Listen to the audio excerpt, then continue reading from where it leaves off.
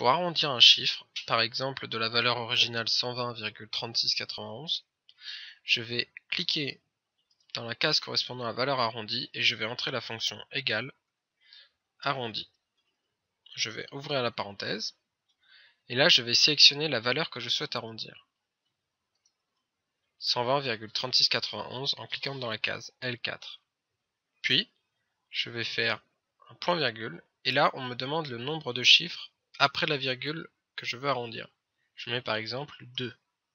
Je ferme la parenthèse et mon chiffre a été arrondi à 2 chiffres après la virgule. Nous obtenons donc 120,37.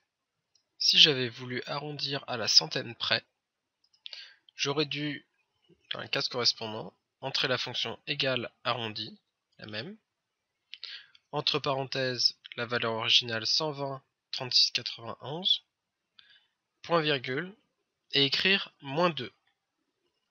C'est-à-dire que je veux l'arrondi 2 chiffres avant la virgule, c'est-à-dire à la centaine près.